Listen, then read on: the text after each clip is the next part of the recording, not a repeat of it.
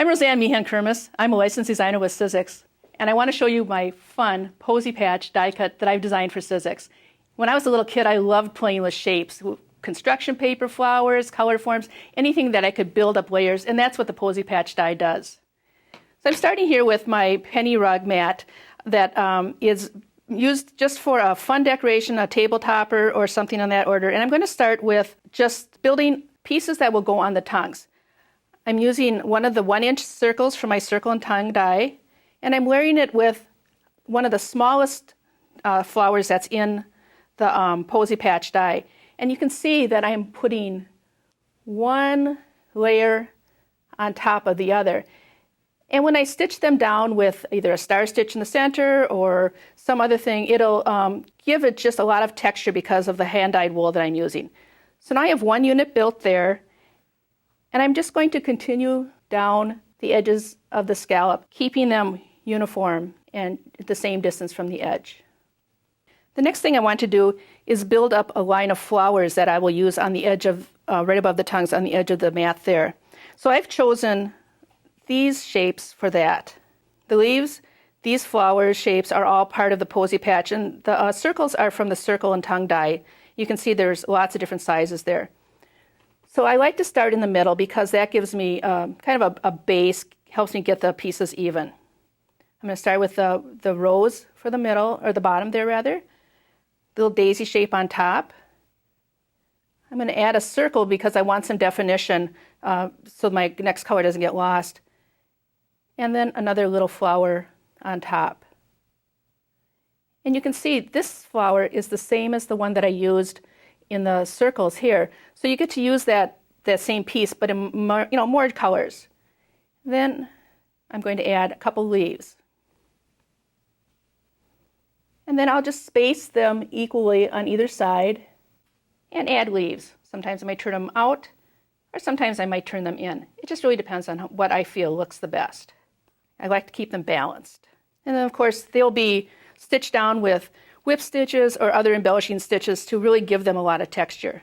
Now if you don't like this color combination, you can switch out into some other ways.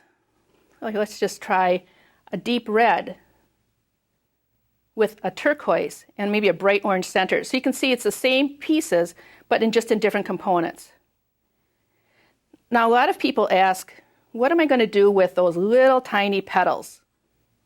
Well, here's something fun that I like to do, especially when there's flowers.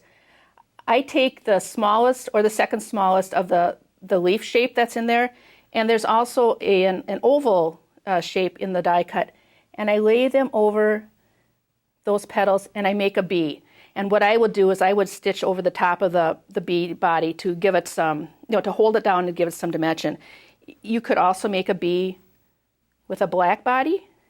It really depends on what your background looks like. Sometimes the black body is a little bit harsh, so that's when I go to the gray. And here's something else you can do.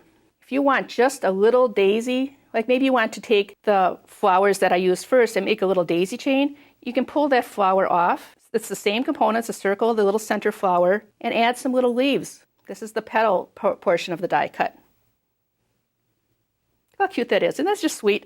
You can make a whole line of them and string them together with some chain stitching or some other fun embellishment beads or something on that order. But here's another way you can make that same flower. Maybe you want some bigger flowers. Take the petals again, just space them out, 5 or 6, depending on how much space you have, and add that little center. Or if you want a poinsettia, let's cut them out of some bright red wool, make a nice large flower. Like I said, it's just like playing when you're a little kid. I like to have lots of extra pieces cut out so I can mix and match. Here's the little rosebud center, and now I'm adding just that little tiny center for the center of my poinsettia. So you can see it gives it a nice Christmas look. And if you wanted to, you could turn the petal shape around and add some leaves. I think it's fun to stitch the leaves down with like big X's down the center. So isn't that just cute? I mean, you can do all these things just with that one die. And let me show you one more fun thing that you can do. I love a whimsical Christmas, so I've used my stocking die and the Posy patch die to combine to make a really cute stocking. I've just used the little small daisy flowers from the Posy patch and embellished them with circles in the center and a little piece of lace from my lace and scallops heart die. So It's just one more way you can use the Posy Patch die without having to just think that it has to be for spring or summer. I hope you enjoyed these projects that I've done with my Posy Patch die and that you'll come up with your own combination of things.